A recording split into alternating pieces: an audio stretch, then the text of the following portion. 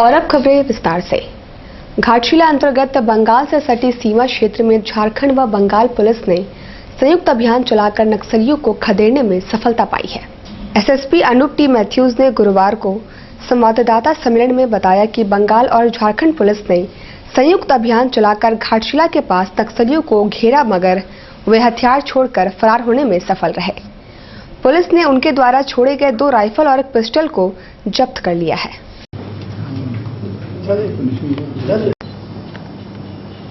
Joint operation चल रहा था। ज्वाइंट ऑपरेशन के दौरान जो है घाटशिला थाना अंतर्गत माकुली गांव के पास जंगल से जो है 3 हथियार हम लोग बरामद किया है।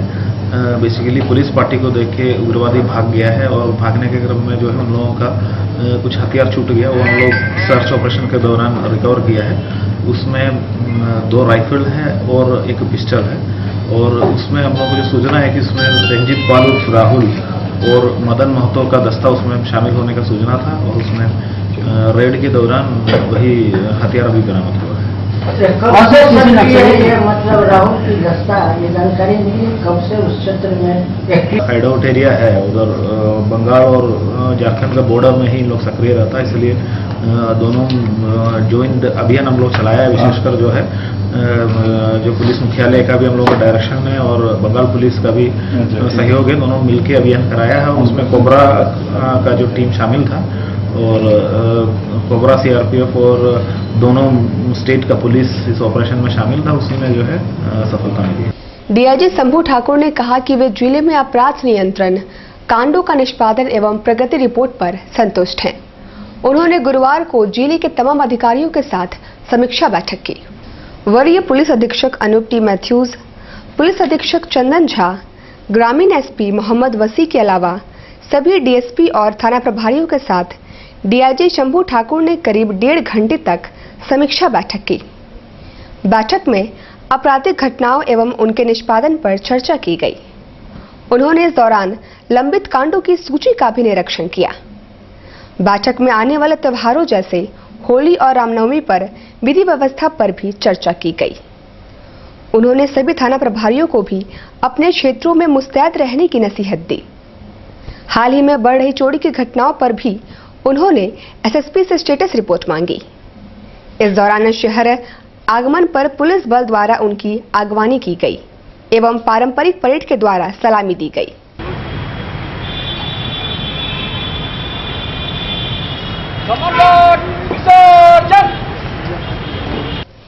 मीडिया से बातचीत करते हुए उन्होंने कहा कि वे अपराध नियंत्रण पर संतुष्ट हैं। हालांकि अभी प्रभार लिए उन्हें महज 15 दिन ही हुए हैं, पर उन्होंने पत्रकारों के सवालों का संतुलित जवाब दिया। उग्रवाद है, लंबित कांडों की स्थिति है, लंबित वारंट और प्रोसेस की स्थिति है, इन सारी चीज़ों की समीक्षा की गई और आने वाले होली और रामनवमी त्यौहार की भी समीक्षा की गई।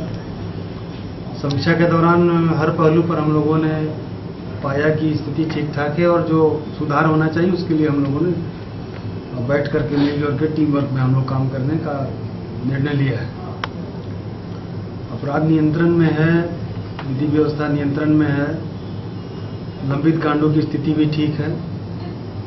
आने वाले त्यौहार के लिए हम लोग सचेत हैं, सभी लोग मुस्तैद हैं। मैं समझता हूं कि सब कुछ पीसफुल रहे। मैंने ठीक ठाक का मैंने सेटिस्फैक्ट्री है कि नहीं जो आपने रिव्यू किया? ठीक, बिल्कुल सेटिस्फैक्ट्री, बिल्कुल सेटिस्फैक्ट्री। नहीं, देखा है सर कि चोरी की घटनाएं ज़्यादा हो रही थी इस दौरान में, तो आप लोग उसके लेकर क्या कोशिश की? चोरी की घटनाओं के रोकथाम के लिए हमने टारगेट किया है कि जो पहले के अपराधी चार्जशीटेड हैं या संदिग्ध हैं उनकी एक सूची बना करके और जो प्रभावित इलाके हैं उसको हम लोग टारगेट करेंगे, वहाँ पर पिकेटिंग करेंगे, वहाँ पर जो पुराने चार्जशीटेड अपराधी हैं उसको पकड़ के हम लोग कुछ न कुछ उस पर उपाय करेंगे ताकि भविष्य में उसे कांड का पुनरावृत्ति न हो।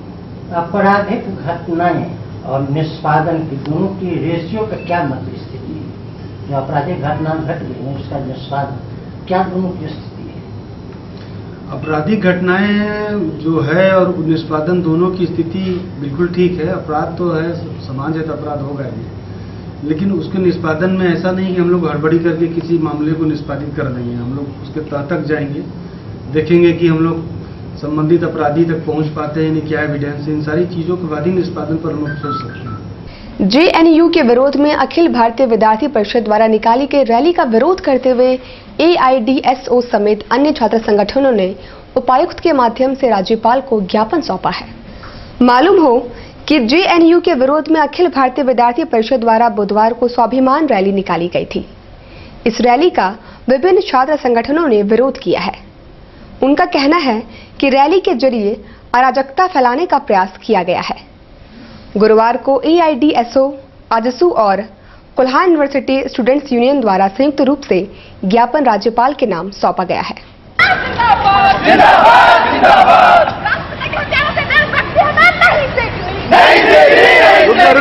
रुक जाओ।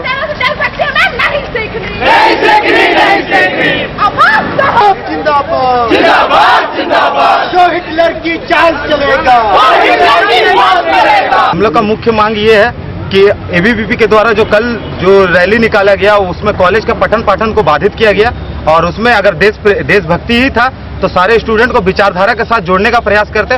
उन्होंने विचारधारा के साथ जोड़ने का प्रयास नहीं किया गया। जिन कॉलेजों में उनका संगठन छात्र संगठन नहीं है वैसे कॉलेज को टारगेट किया गया और उस कॉलेज में मारपीट का माहौल पैदा किया गया और वैसे कॉलेज में प्रिंसिपल जो भी शिक्षक है उनकी भागीदारी सबसे अहम रही है। हम एबीएम कॉलेज से बीबी भुइयां, ग्रेजुएट कॉलेज से कमलेंदु और वर्कर्स कॉलेज से राजीव सर, ये सारे सर मिलके कॉलेज का माहौल को तनावपूर्ण बना रहे हैं, जिसके चलते आने वाले समय में हो सकता है कि बहुत सारे छात्र एवं छात्राओं के बीच मारपीट का माहौल बने। कल भी ऐसा बहुत सारे कॉलेज में माहौल देखने को मिला और जिसका विरोध हम करते हैं। अगर आप छात्र राजनीति करते हैं तो वैसे कॉलेज में प्रोफेसर से छात्र राजनीति से जो जुड़े हैं उस वैसे प्रोफेसर को कॉलेज से हटाने की हमारी मांग है। टाटा स्टील ने हॉलैंड की हॉकी अकादमी के साथ संयुक्त रूप से टाटा हॉकी अकादमी लॉन्च किया। इसका उद्देश्य है हॉकी में खोई प्रतिष्ठा को फिर से हासिल करना। हॉकी में कभी भारतीय टीम अव्वल हुआ करती थी। इस प्रतिष्ठा को फिर से हासिल करने की दिशा में टाटा स्टील ने टाटा हॉकी अकादमी की शुरुआत की है। हॉलैंड की अकादमी बवेलेंडर अकादमी इसमें सहयोगी की भूमिका निभा रहा है। गुरुवार को संवाददाता सम्मेलन में अकादमी का लोगो लॉन्च किया गया। इस दौरान टाटा स्टील के वीपी सुनील भास्करन के साथ बवेलेंडर अकादमी के बुर्जीज और जॉन फ्लोरिश भी मौजूद थे। और टाटा स्टील भी 1000 स्कूल में कर रहा है, सरकारी स्कूल है, पर हम चाहते हैं कि अगर आप जाएं खूंटी में जाए, जैसे कल मैच था जो बच्चों को आज अवार्ड मिला है, वहाँ जाके आप देखें तो वहाँ जो बेसिक इंफ्रास्ट्रक्चर चाहिए है जहाँ से, और अगर आप देखें तारीख को देखें, यहाँ से कई बहुत फेमस प्लेयर उभर के आए हैं इन एरिया से। तो क्या हम यहाँ के बच्चों को वो सहूलतें दे सकें, वो ट्रेनिंग दे सकें जो फ्लोरेस साहब ने कहा था कि भाई उनको हम ट्रेनर्स दे सकें। इंडिया में सबसे बड़ी किल्लत है ट्रेनर्स की, हाई क्वालिटी ट्रेनर्स हम दे सकें, उनके साथ कंपटीशन बनाएं। और इस पूरे चीज़ को अगर आप बात करें, अगर हम चाहें, क्योंकि अभी भी आप देखें नेशनल टीम देखें, झारखंड के प्लेयर्स उसमें अभी भी हैं। सवाल ये है कि अब झारखंड के अगर आप 2 प्लेयर्स हैं उनको हम 4 और 6 और 8 कैसे करें। उसमें हमें लॉन्ग टर्म स्ट्रेटेजी करनी पड़ेगी। फोकस जो आपका मेरे ख्याल से सवाल था कि शहरों में होगा, नहीं, हमारा फोकस गांव में होगा, गांव से शुरू करेंगे। और ये है, पर ये तो हम नहीं कह सकते हम इसी स्कूल में करेंगे, इस स्कूल में नहीं करेंगे। आपको पूरा जो इलाका है उसके जो आसपास स्कूल हैं उनको सबको जोड़ना पड़ेगा। हॉकी प्लेयर बनाने का ये पूरा कनेक्ट करना है। तो पूरा तो एक दिन में नहीं होगा, लेकिन कुछ समय जरूर होगा। तो टॉप में फाइनली एक एकेडमी होगा जो अगर आप उसको विजुअलाइज करना चाहते हैं तो टाटा फुटबॉल एकेडमी जैसे एक एकेडमी होगा। तो ये प्लान है और इसको हम लोग पूरी तरह से कोलैबोरेटिवली करना चाहते हैं। ऐसा नहीं है कि ये स्टैंड अलोन प्रोग्राम है।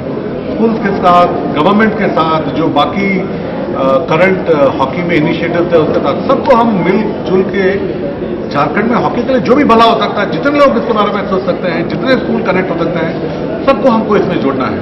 क्योंकि ये क्लियर है कि झारखंड में टैलेंट है, ये अगर देखा जाए।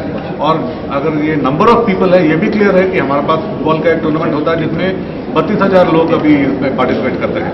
तो अगर इस लेवल का इंटरनेशनल कनेक्ट, और उस कनेक्ट को ना केवल फ्लोरेस के लेवल पे लेकिन बाकी ट्रेनर को डेवलप करके विलेज लेवल पे लेके जाया जाए, तो उससे वो काफ़ी बड़ी मूवमेंट बन सकती है।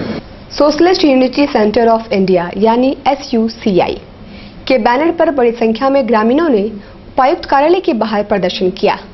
वे खाद्य सुरक्षा अधिनियम के तहत राशन कार्ड समेत अन्य मांगों को लेकर नारेबाजी कर रहे थे। Socialist unity centre of India के बैनर पर बड़ी तादाद में ग्रामीणों ने जिला मुख्यालय के बाहर प्रदर्शन किया। वे हाथों में लाल कार्ड थामे हुए थे। खाद्य सुरक्षा अधिनियम के तहत राशन कार्ड वितरण में अनियमितता पर उनमें काफी नाराजगी देखी गई।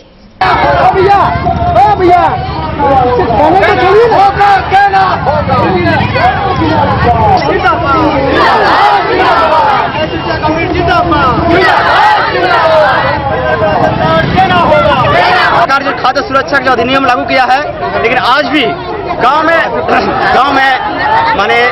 में जो गरीब परिवार है अभी भी उसका राशन कार्ड नहीं बना है।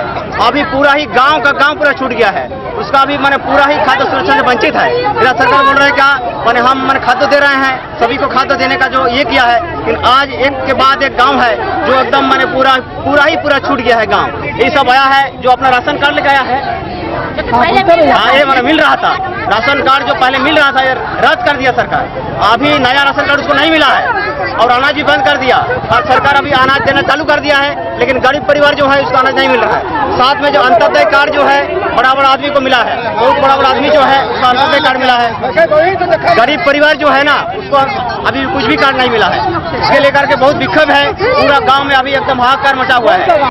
वहीं दूसरी ओर वृद्धा एवं विधवा पेंशन की मांग को लेकर पोटका क्षेत्र से काफी संख्या में ग्रामीण भी उपायुक्त कार्यालय पहुंचे। घरेलू कामगार महिला संघ के अमल दास ने उनका नेतृत्व कर रहे थे। में वृद्धा पेंशन के लिए आवेदन दिया था तो लोग हमारे संस्था के पास आके बोलते थे कि आप लोग हमारे लिए ये काम करवा दीजिए। तो हमने देखा कि ये तो आवेदन 2 साल पहले दे चुका था, इसीलिए इन लोगों इनका जो संस्था है घरेलू महिला कामगार संघ और निर्माण मजदूर मंच, इन लोग ने आरटीआई किया। आरटीआई के जवाब में ये बताया गया जो पहले 2 साल पहले आवेदन किया था उन सारे आवेदक का जो आवेदन पत्र था ये इसलिए रद्द कर दिया गया है। रद्द करने का कारण यही है कि वो जो सीओ है वो उनके आवेदन पत्र पर उनका इनकम 12,500 से अधिक लिख दिया है। तो फिर हम लोग डीसी महोदय से ये अनुरोध करने के लिए आए हैं कि इनको पुनर्जांच करके उनको फिर से कार्ड आवंटित कर दिया जाए ताकि वो पेंशन का लाभ